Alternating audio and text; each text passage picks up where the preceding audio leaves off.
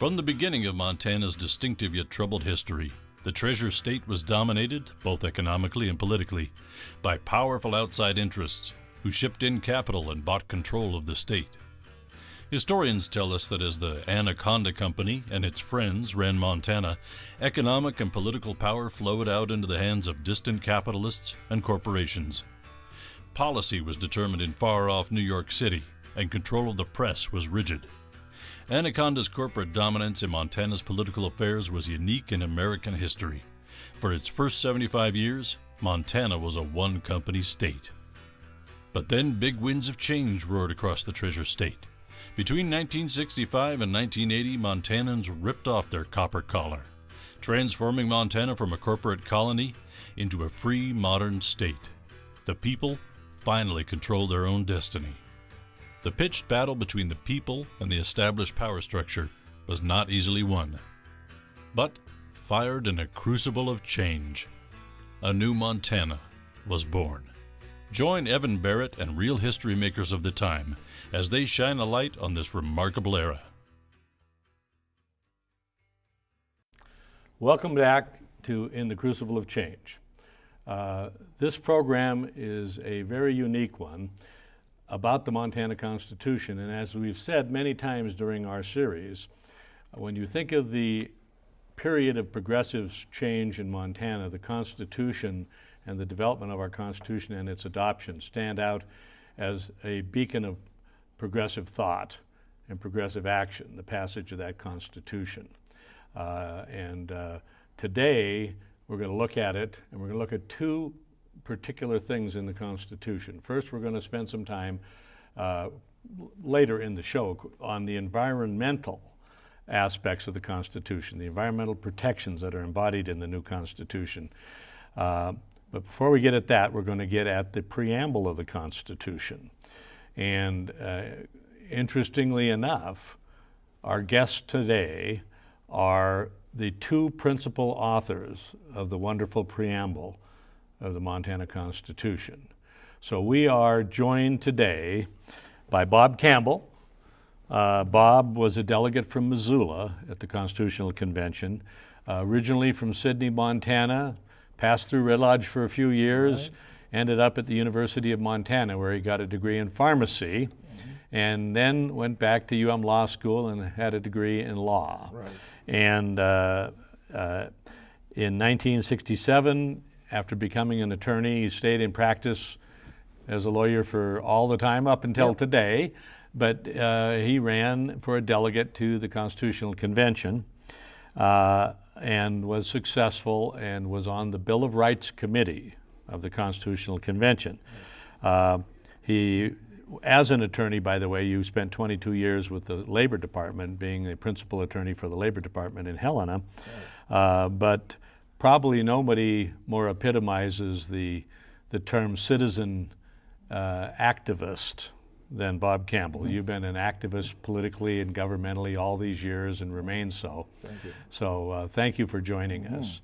And also joining us is Maynann Ellingson. She was Maynann Robinson at the time of the convention. Maynann was the youngest delegate at the Constitutional Convention. We've known each other since graduates. I was in graduate school and you were just finishing your undergraduate work.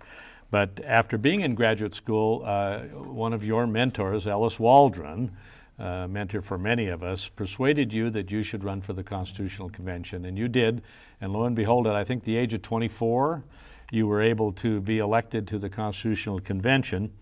And interestingly enough, you were not an attorney at the time, but being in the convention was the major stimulus for you to go to law school and become an attorney.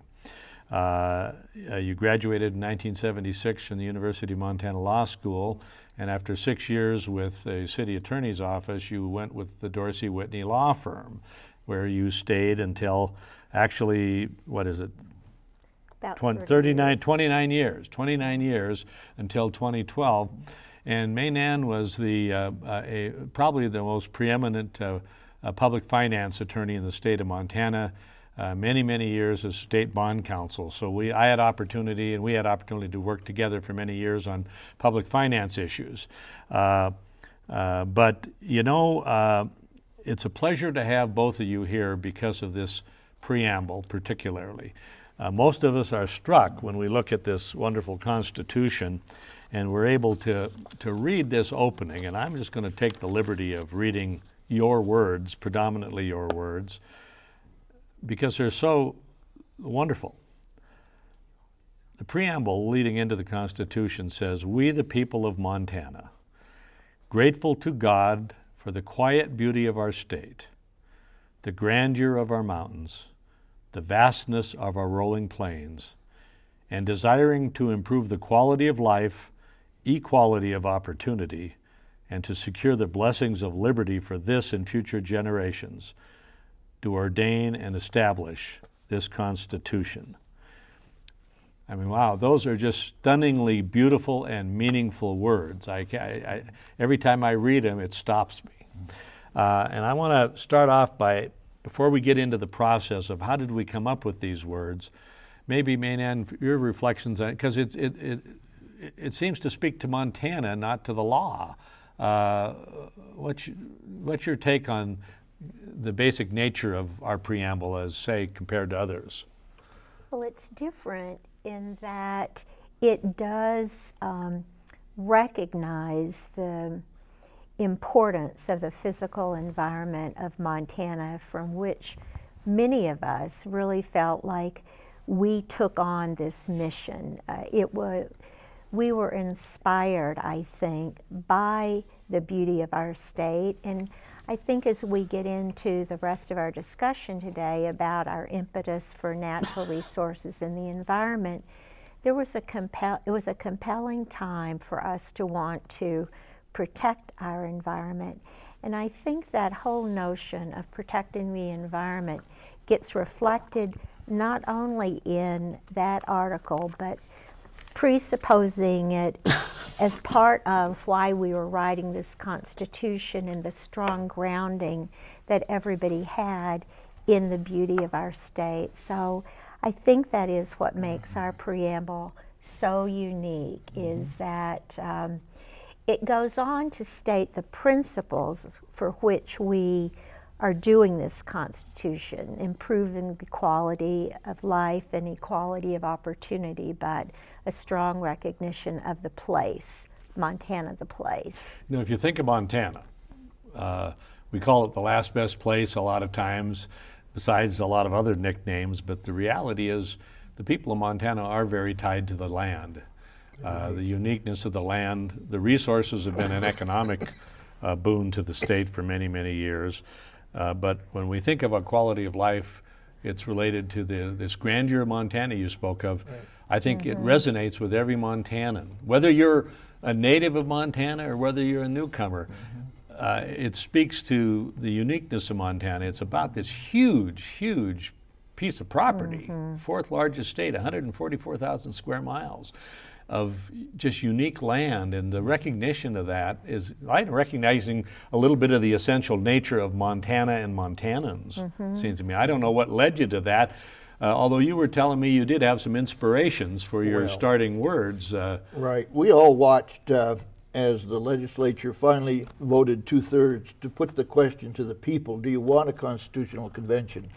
The reason that they voted to have it is because they took a study from the Legislative Council in 1969, and they found out that 52% of the old Constitution was absolutely obsolete and should be replaced.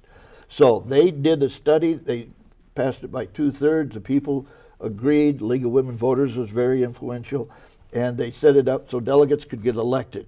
When they did that, some legislators tried to file, and they were told by the Supreme Court that all elected public officials were ineligible to run to write the Constitution. So Mainan and I didn't know her then, but we were in the primary there in September of 1971. We ran, we made it through the primary. You were both running in Missoula. Right, and we had 8 because it was based on the legislature's reapportionment, finding. Well, it was 8 at large. It wasn't single-member districts. So she and I were running, and she got, I think, the most votes out of the 8. I had number 7, and so then we came to Helena. But as I was going door to door for this, I was thinking, I'd really like to get on the Bill of Rights Committee, and I'd like to write the preamble.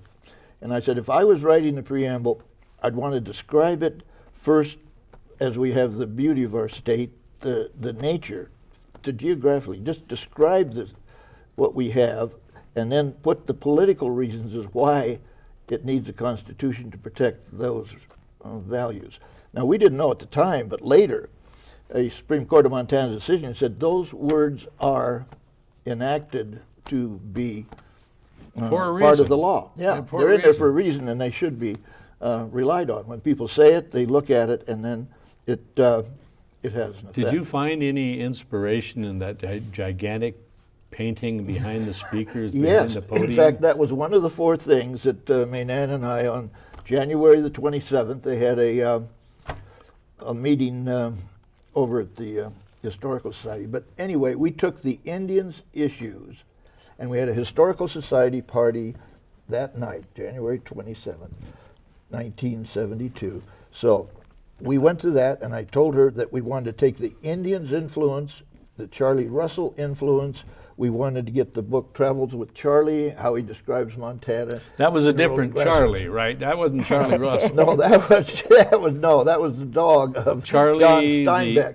The poodle of John Steinbeck, yes, right? And he loved Butte, Montana for some reason. He thought it was a unique place. That's not hard to understand. And he said if he had his seacoast, he would move here immediately. But he did say that it was the richness of our rolling grasslands that he praised eastern Montana, which some people didn't see it that way. So we used that. We after this meeting we had at the Historical Society, I asked Maynann if we could write it. She lived with Dr. Moore. So after the Historical Society meeting, we used the Indian influence, the Charlie Russell paintings, John Steinbeck's, and we just wanted to put this all into one preamble. When you go to put the words together, right. I mean, it is a creative act. Right, we're sitting there. It's got to come out of you. These words had to have meanings more than just they reflected somebody else's thoughts. These were coming out of both of you about, I mean, you can see the love of Montana inherent in the words. And you, how long did you work that night? I was thinking of 6 months on that. No, how long did you work that night? That night we probably got there about 2 hours, maybe. Yeah. 2.5. So we went to the Historical Society. We got the materials, and we sat on the couch and we started from the beginning. We, the people of Montana, and then we said, instead of the old Constitution preamble that says recognizing Almighty God, we would recognize the Native Americans by saying, instilled with the spirit of our Creator, gathering our strength from the grandeur of our mountains and the richness of our rolling grasslands, with a reverence for the quiet beauty of our state, with the desire to live in peace in order to improve the quality of life and equality of opportunity for this and succeeding generations, do hereby ordain, establish this Constitution. We put it in the next morning, and it was a delegate proposal 59 and went to the Bill of Rights Committee, and we were so proud of it that we were sure that was going to be adopted. Every word. Every word. Every word. We thought it was perfect. It was perfect. Nobody could improve upon that. You know, it is really true about the creative act of writing that, you know, when I took freshman writing at Montana State University, then Montana State College many years ago, I remember my instructor saying to me, editing your own work is like murdering your baby. You know, but you have to leave it up to somebody else to do the editing because we love our own words. But those were marvelous words, but there was some change that occurred in them. But let me ask the question, did other people submit alternative visions of these words? There was 4 other proposed Bill of Rights preambles that were sent to our committee, the Bill of Rights Committee, and we considered those, and we had a public hearing, but we liked ours the best, and we had the best response to it, and we didn't want to change a word of it. Now, the committee didn't want to change a word of it, but in fact, did they inside the committee? Well, the first thing we have is a public hearing on this, and we thought everybody would just be, you know, ecstatic over the whole thing, but we had 4 witnesses that said You have removed God from the preamble of the Montana Constitution. Ah, And God if was you- there before, If huh? you don't put him in there, he will punish the state of Montana. And it is in the 1889 Constitution. So I could tell. Now, you had the creator, and you Right. played off Spirit. of that from a Native American Spirit. perspective, And we right? explained that to the people that were against it. But they said, no, God will still punish you. One of our members on the Bill of Rights Committee, George James, says, well, God isn't in the U.S.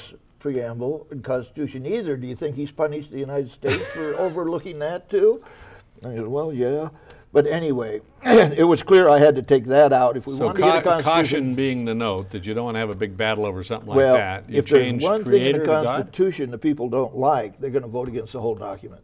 So we had to get everything out that someone could use to kill the Constitution on one single item. Well, particularly emotional issues like that. Because this was a Constitution that had to go to the voters on June 6th. But so what happened to creator? well, I just took it out right then. I knew we were dead if I left it in, so it would fail. So I took it out and put in, as it is now, grateful to God. In the committee. In the committee. In the Inside in the committee. committee. Yeah, and I had another delegate tell me. Now it looks like did they add That might- secure the blessings of liberty in that? Was that added or was that in your original?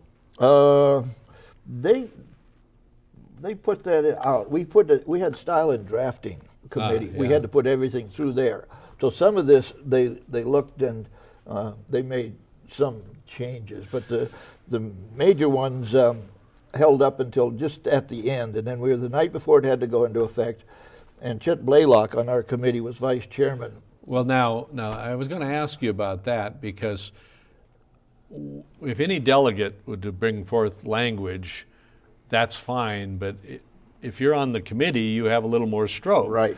And yet, there was alternative language suggested by Don Foster. Yes, he was a committee member, and we were at loggerheads over this the night before it had to go to the floor. So you. But Wade Hood was our committee chairman, a very strong committee chairman, and whatever we came up with, he would get through. We were sure. We were the strongest committee. Everything we wanted, we got through. And the preamble then was the work we did that night with Chet Blaylock, the school teacher from Laurel, great person, and with that, What did Chet do? we lost the rolling grasslands, and that vastness came in, and we didn't like the vastness. So you got a little bit of a change of vastness of rolling plains instead of Right. rolling grasslands. Right. But that was what? Was Chet brokering a deal between He you was the and vice chairman, and our committee chairman, Wade Hood, was so upset with us, the way we argued. guys were fighting, One huh? word, we were really fighting, and the next day we were going to put it to the floor. So he says, Chet, you come back with these two at 8 o'clock tonight in the committee room, and you work it out, and I want to see at 8 in the morning the final preamble, and we're putting it into the floor, and that's it. with everyone supporting it in the committee. Yeah, so they did, and Chet, held us both ways, and this is a compromise that was made, and so I think it's good. There isn't enough in there to say that it's not a great constitution. Oh preamble. well, But it is good. it's stunning language. Okay, it gets their attention. So, I mean, I want to compliment both of you. I'm not throwing sugar at you. No. This is really remarkable wordsmithing. The New York Times and Time Magazine both picked it up and gave it great credit during this session. Yeah. So it was well received, and it still does. It does. It brings tears to your eyes. And do you remember how it went on when it came to the floor? Was it a small issue then at that point? Oh, yes. I mean, people. Because you had the whole Bill of Rights to do. We did, yes. But,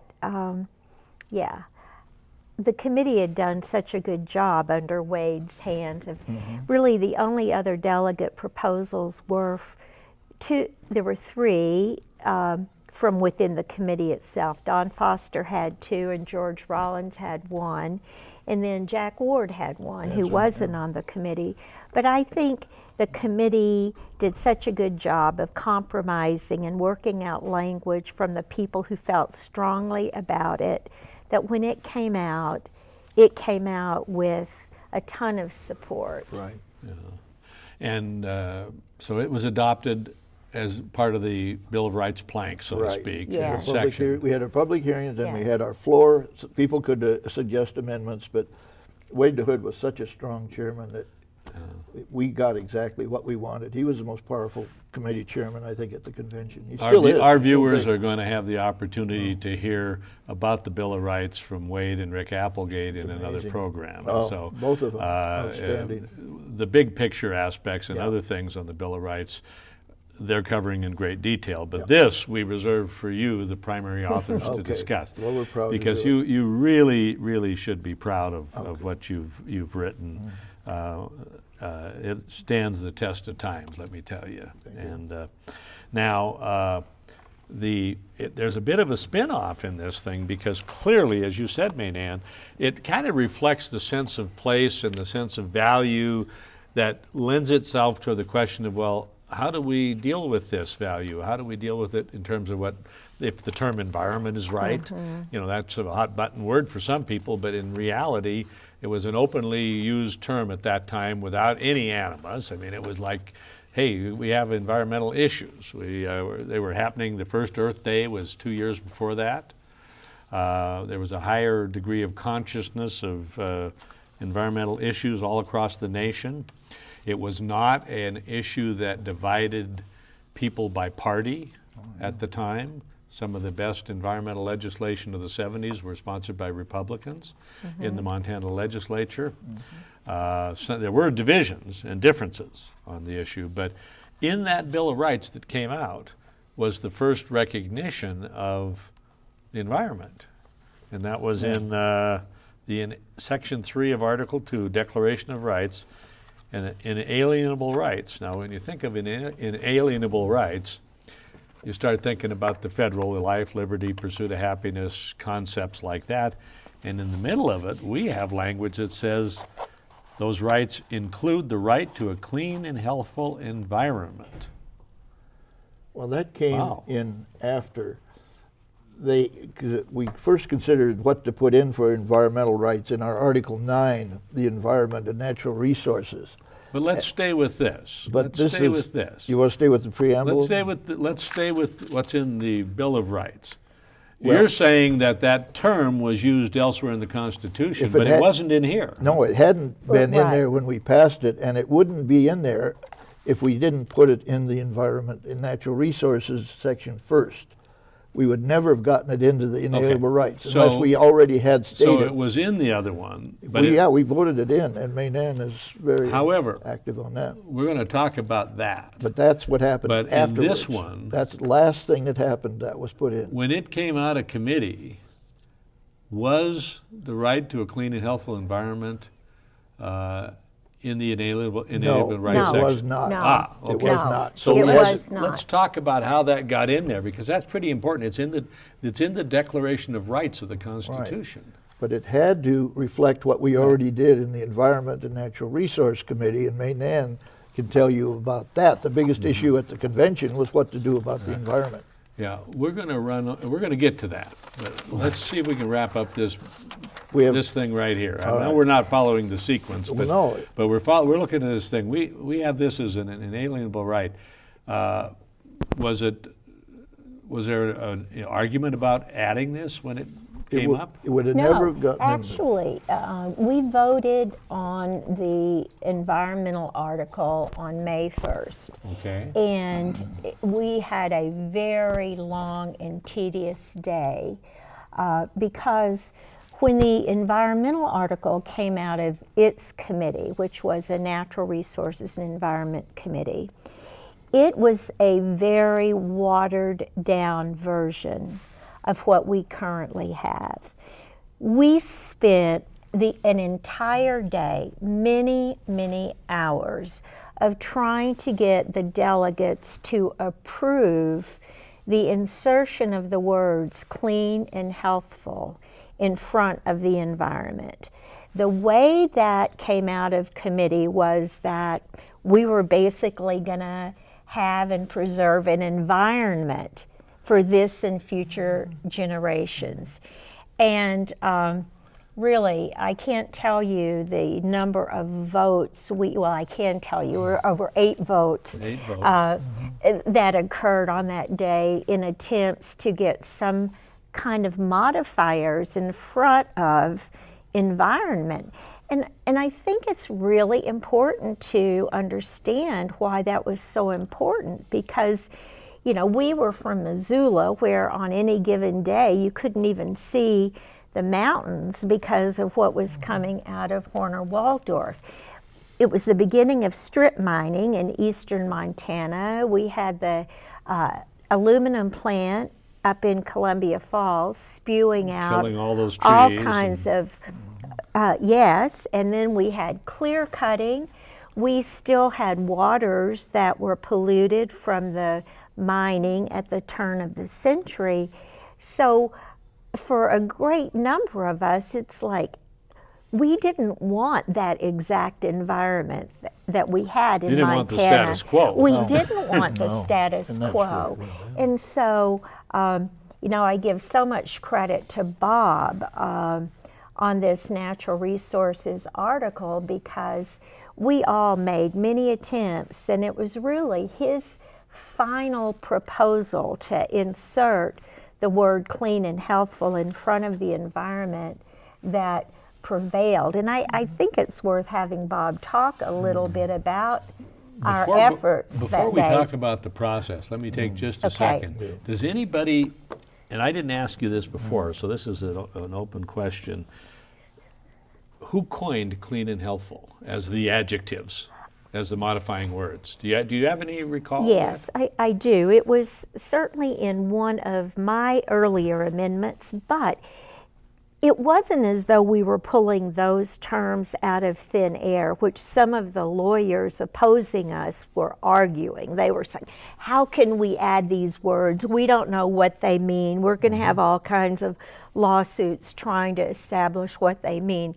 But those were words that were actually in federal legislation. They were in some of the environmental protection legislation, and so courts had already started working on and carving out what those terms meant. So it wasn't like, you know, we were inventing out of whole cloth these two totally foreign concepts. Now, when the committee produced a report, and it was a rather neutral reference to the environment, not with the modifiers, clean and healthful, Right. just we should maintain an environment, or the chairman of the committee, who we recently lost, Yes. Louise Cross from Glendive, I believe spoke rather strongly on the floor when it was introduced about whether she thought it was strong enough or not, didn't she? I mean, she was, Louise, I don't know which, either one of you want to take that as to the role Louise played in this thing. All right, that's pivotal. Louise Cross has to be given the credit for being the best, strongest environmental delegate of the convention. And that's why Leo Grable appointed her to be chairman of the Environment and Natural Resources. But on the committee, she only had one other person that would agree with her that we should have strong environmental wording to back up. And the rest of the committee overwhelmingly opposed any adjectives above clean and healthful. They just wanted to say we had an environment, and they said, let's let the legislature decide what kind of standards we have in Montana for the environment. You're just going to create problems where they have lawsuits, and out-of-state experts will come in and say that clean means you could dump your oil into the creek, and if that expert testifies, then this clean and healthful is hurt the environment.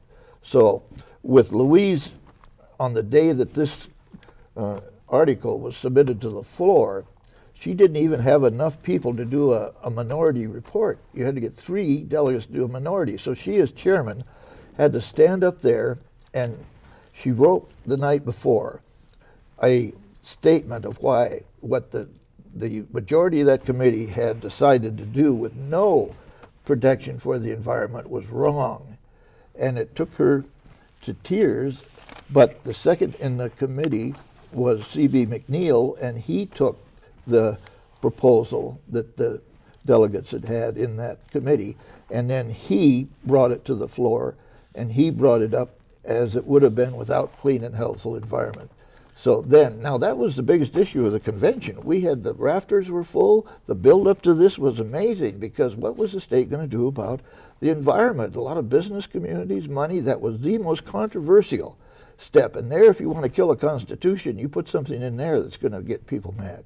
So I think with Maine Ann now, the day that Louise sits down and C.B. McNeill gets up and says, let's just have it the way it is. And then Maine Ann, I think this is a good spot for you to say what happened on the floor after that. Well, the committee report, and C.B. McNeill, who ended up carrying the committee report because the chair, it really wasn't her committee report, and she didn't feel it was as strong as it could have been, and she stated that on the floor. So it was very hard for her to say this is the strongest environmental article in any U.S. Constitution, which CB and the committee claimed. There were a great many of us who did not believe it was the strongest because we did have at our disposal several other state constitutions that had recently dealt with the environment. Puerto Rico and Illinois and actually even North Dakota all had adopted environmental provisions in their constitution to some extent. But there were really two big issues. The first of which was this issue of, I'll just read you what the committee report said. It came out, the proposal was protection and enhancement. The state of Montana and each person must maintain and enhance the environment of the state for present and future generations. So the language there brought about this whole question of what modifiers should there be, if any, in terms of the environment. C.B. McNeill and the committee felt, and I think they were supported by other lawyers, Marshall Murray in particular, that it was a stronger constitution by not having any modifiers in front of the environment. So that formed one big item of debate. The minority report that Louise tried to get out would have added an additional provision to this article that would have provided a Montana resident with the right to legal proceedings against a governmental agency charged with enforcing that article. And during that period of time, there were a lot of cases going before the U.S., well, not a lot, but there was one major case going before the Supreme Court. Who had the right to sue on behalf of the environment, or did anybody have a right to sue?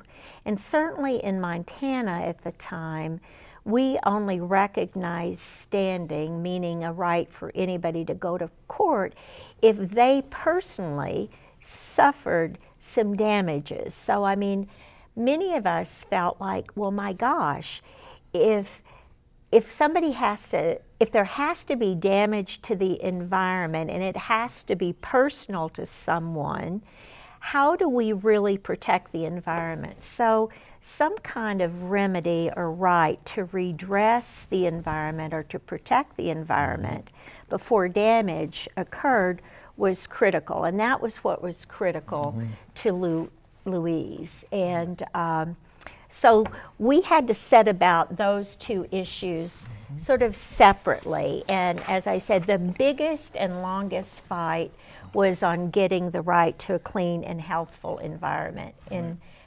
the Constitution. Did the standing issue get resolved favorably, or was that left for adjudication later or something? It got resolved in a way that I think ended up being satisfactory to most people, in that the provision that was finally adopted basically provided that the legislature had to establish remedies. So it had to provide access and standing to enable people to go to court to enforce the environmental protections. And then the other thing, and this will get back to your point a little bit earlier about Once we got the right to a clean and healthful environment in the article, and then 6 days later, on March the 7th, when Bill Burkhart got it put into the inalienable rights section, once it got into that section, it became a fundamental constitutional right that had a much higher level of scrutiny than if it just had remained in Article 9 itself. So it became more, I would say, self-executing once it got put into the Bill of Rights. But it was put, those words clean and healthful ended up in the, what is it, section, Article 9. Yes. Environment and Natural Resources. You said there were 8 votes? Let's kind of drive through that a little bit before we get to the final vote that worked. Obviously, there were 7 votes that failed. Okay, I'll start a little bit on that. Yeah. Okay, so when they submitted that on the floor, one of our Bill of Rights members, George James from Libby, he just rose and said, I move that we add clean and healthful before the word environment. Seems appropriate coming from a delegate from Libby now that we've had a little history. He's wonderful. I loved him. He was great. So anyway, they promptly voted him down. So this really infuriated Jerry Cate, who sat next to me, because he from Billings and others wanted a public trust. Now, when they came to me early in the session, say, will you support us in getting a public trust in the Montana Constitution? I said, no, I won't, because 1, you'll never get this body to adopt a public trust, and 2, if you did get it in, it would kill the Constitution. So I'm not interested in talking about a public trust. So I just went aside. It wasn't my committee, and I didn't do anything until the afternoon that we were going to decide what to do. But Maynann and Louise Cross and others, we listened to Jerry Cate, and Jerry Cate got up and he wanted the public trust. That's it. And he gave probably pretty good orator. He was great. Oh yeah. And then the whole all of the galleries were applauding him after that speech. It was wonderful. So Leo had to bring him down again, and they did. But he was great. But okay, they defeated that. Okay, Right. that was so number 2. he actually offered a He'd offered it. We specific discussed proposal. The state would own the water and the air, and it would keep it clean. Not that they would own it, but they'd have they a would right. hold it in trust. Right. And that's the way the environment is dealt with in a lot of European countries. It's held in trust. And so it wasn't that they owned it, but once you started talking about holding it in trust, people did start talking about we were taking private land, and that was the Would you kiss be of able death. to? That was the That's a kiss of death. bugaboo right there, yeah. Okay, Yes. so that was voted down. Then Arlene Reichert stood up, and then she used who has appeared on one of our programs. from Great Falls, and she sat right next to me. And we seated alphabetically, which was the best thing that happened. Dale Harris, our executive director, did that in our first meeting, put us all alphabetically. He was great. You should have an hour on him alone, but he was the key to the whole thing. But anyway, on the public trust thing, we go through Cate, and then here's Arlene Reichert. She stands up and quotes part of the Illinois proposed Constitution, and that goes down. But it gets a little closer, okay? So we're all there. This is really high-powered. The press, everybody is really watching us on this. And so then It's a battle royale. it came to Maynann. So we'll let you talk about when you came up with your proposal after Arlene's was denied. Yeah, and I think maybe there was 1 or 2 in between. I had some additional amendments that did a couple of things. One, it again inserted clean and healthful, and then it had some stronger language about citizens being able to directly bring a lawsuit to enforce the environmental provisions without waiting for the legislature to enact remedies. So I had a lot of good support, people rising in support of that and saying that we were getting close and this was getting better and better. But even the final vote, that went down 50 to 54 or something like that. I got 50 A votes and 54 no votes. So then you come in next, right, Bob? Well, it was about 5 o'clock, and we'd had this argued so many times. And there I was sitting there, and I campaigned, and I liked a clean and healthful environment. And here I am on the Bill of Rights Committee. I didn't have anything on that committee.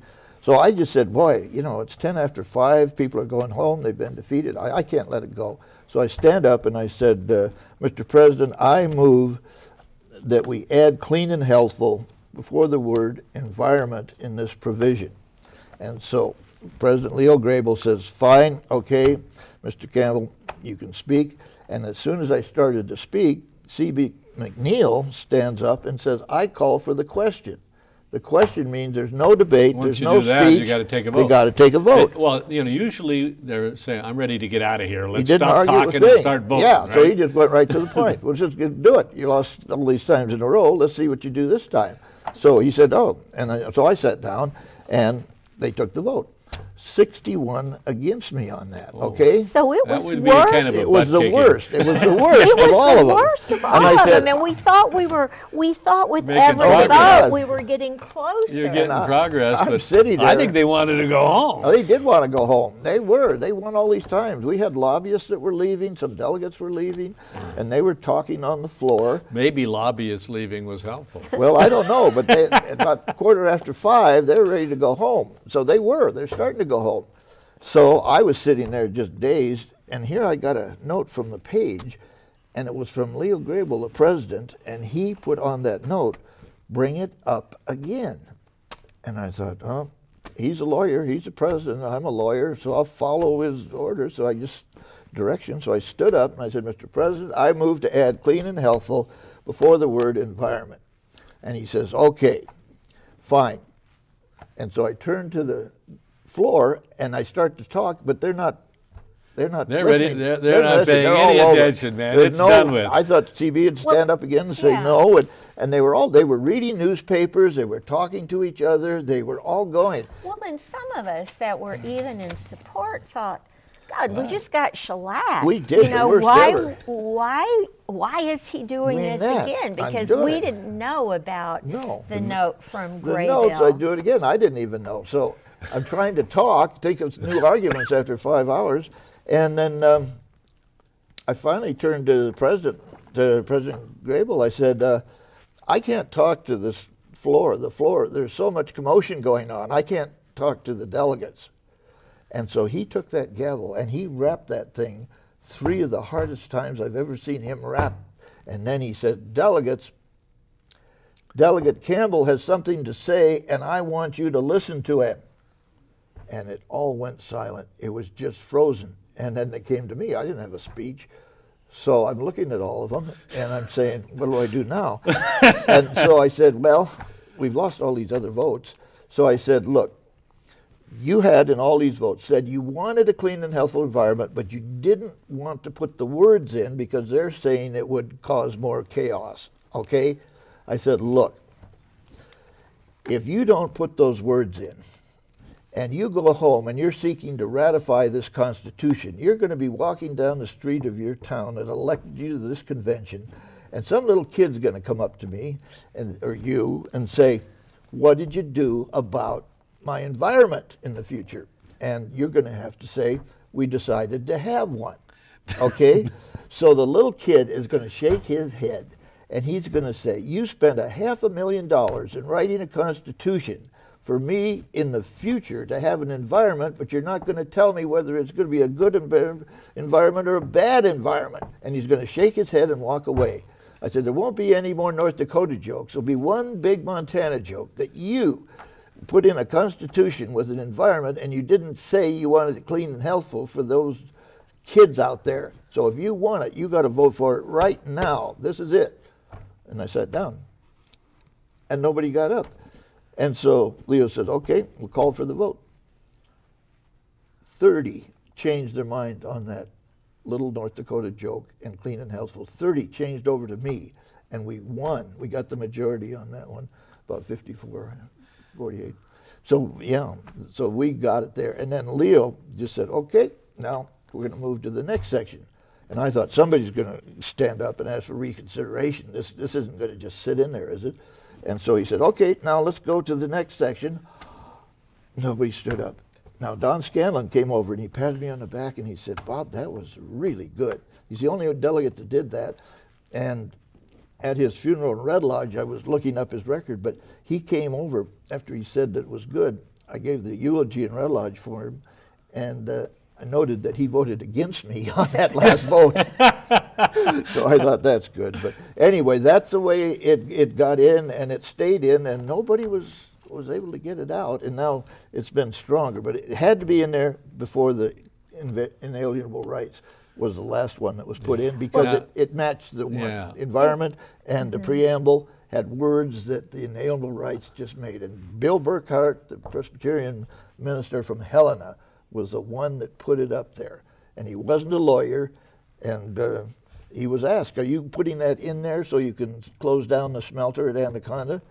And he said, no. He said, I'm a minister. I'm not going to sue you. I just think it's words, you know. He said, look, we got this big Charlie Russell painting up there. He loved that painting.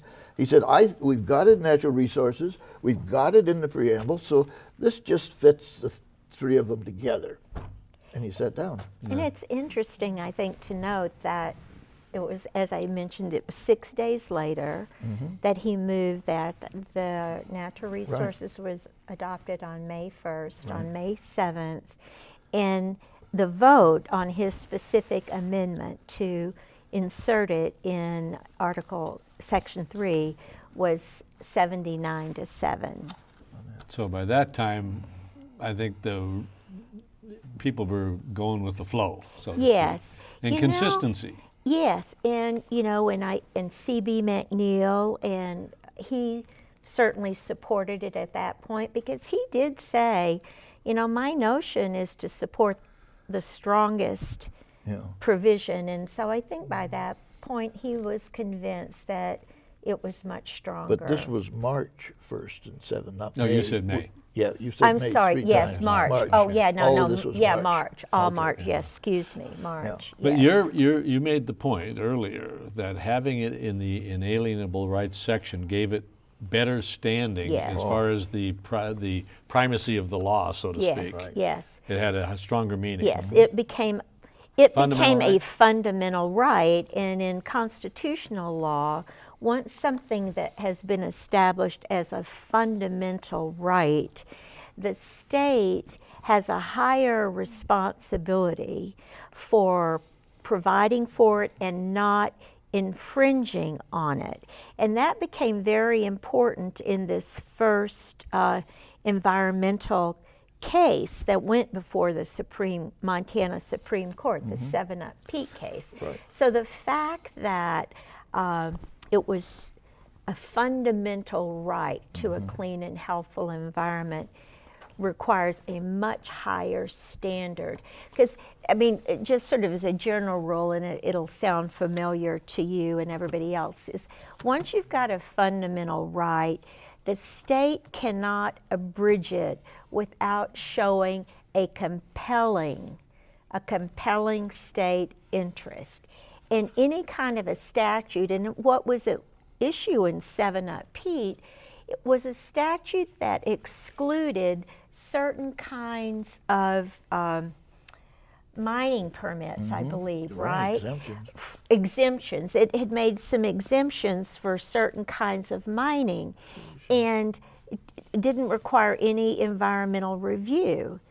And they argued that violated the Constitution because they were just excluding from any kind of review this whole host of things that might very well degrade the environment.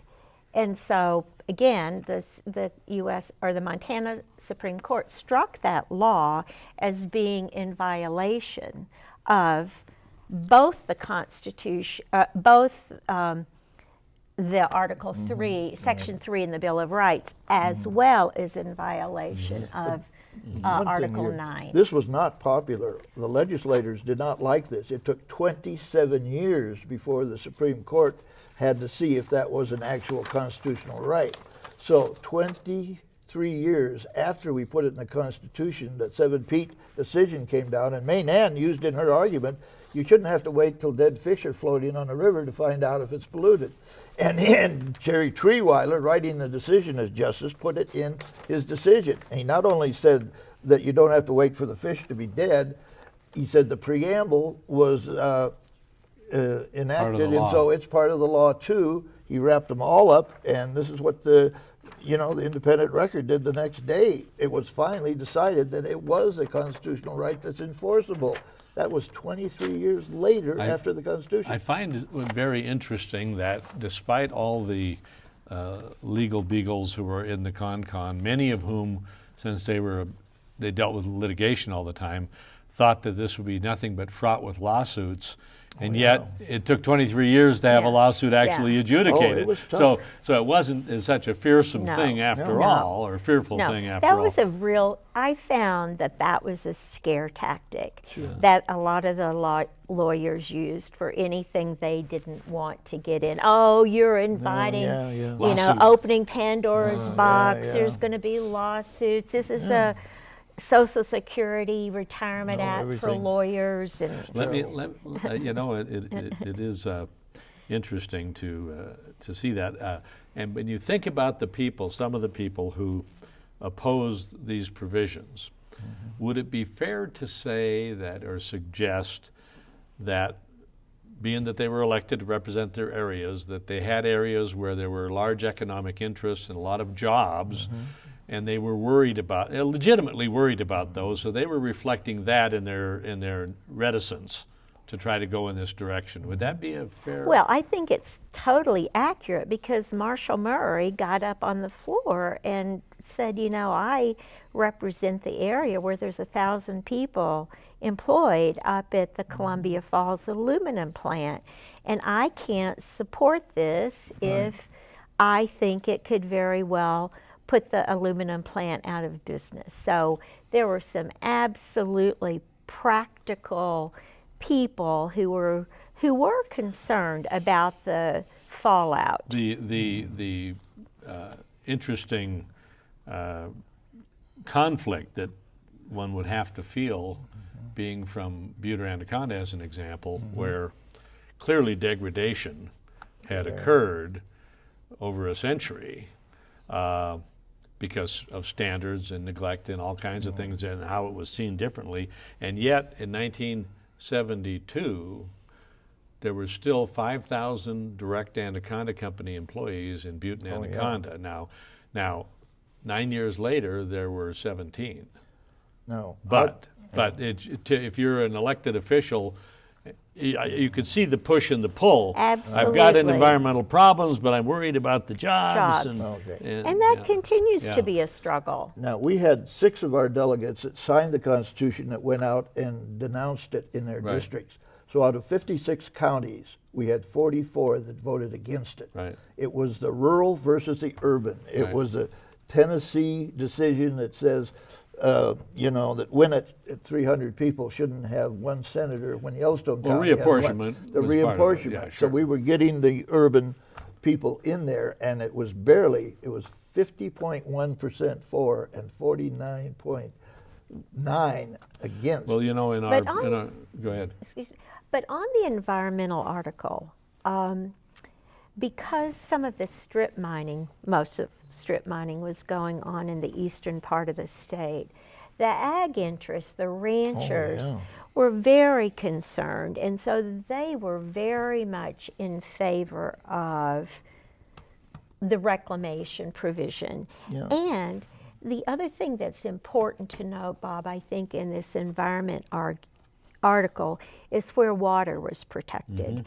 And again, at that point, we started to see the importance to the ag interest, as well as everybody else, the preservation of water. And so it was starting to be a big consideration in terms of the environment and economic development and trying to protect water quality for agriculture. But agriculture exempted itself out of all of the environmental acts they passed in the legislature. Well, that was, of They've course, in always the done that. legislature, and Well, and it so does that's speak it. to. I think it speaks to the interesting conflicts again. Yes. That those that were involved with around where strip mining was occurring had to be a bit fearful about the environmental provisions and the need for reclamation, and yet the Farm Bureau was the biggest leader against the kill it. the Yes. passage. Right. And it goes to show you that no segment of the economy is monolithic.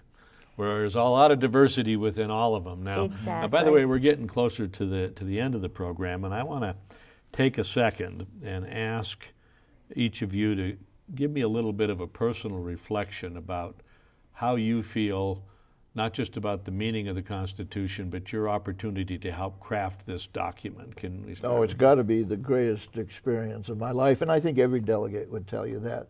That day that we signed it, every one of us went up. They called our name, we went up. Jean Bowman was our secretary. We'd sit there and sign it, the picture would be taken, and the 100 did that, and that was the proudest moment of my life, and I think every delegate you had there, except for those 6. But it grew so much because we had to see it ratified. The Supreme Court said we couldn't spend the last $50,000 to educate people. They hauled up our president, Leo Grable, on a contempt charge in front of the court before ratification, and it looked we were dead. But some people said, well, if the Supreme Court doesn't like the proposed Constitution, maybe there's some good things in it. And so I think that helped it. And we as delegates had to go around, and do this. And I brought you one of George Harper's stickers that says, praise the Lord and pass the Constitution. George was a minister from Helena. We took it on ourselves. And not only was God in the preamble now, but he was on the bumper sticker. Yeah. He was on the bumper He was sticker, on and the he did it, and he was great. And we had to do this ourselves because the Supreme Court held we could not spend that money. Well, in fact, in those days there wasn't much. But as I recall, $10,000 of private money was raised to promote it, and that was it. Well, Maynann, would you give us your reflections on your personal participation, your sense of involvement in this thing, what it's meant to you? Well, like Bob, it probably is certainly the best honor I've ever had, being able to serve and being able to participate. And more than anything, I think it just opened my eyes to what is possible, because I really, at that point, had only lived in Montana for 4 years. I moved here in 1967. And for me to make it through initially, there were 64 candidates, Yes, Bob, if you'll in the remember, primary. that started for those 8 seats. Right. And then there was 24 in the general. Right. And for me to actually I got the second highest number of votes. John Toole was number 1. But for me at 24, just a graduate student, to be given that kind of honor, it's got to restore your faith in our democracy, in our, the willingness of people to accept people who are willing to come forth. So it opened so many doors to me, and it was a life-changing. They recognized your ability, I guess. and you did it on the Thank campaign trail, at the convention, and ratification. Well, I've got to tell you guys, as we wrap up here, that when we talk about these things, I don't know if they give you goosebumps, but they give me goosebumps. It does. It is, the Constitution of Montana is stunningly beautiful and good and complete and progressive, and it's the best in the nation. It's been cited as that.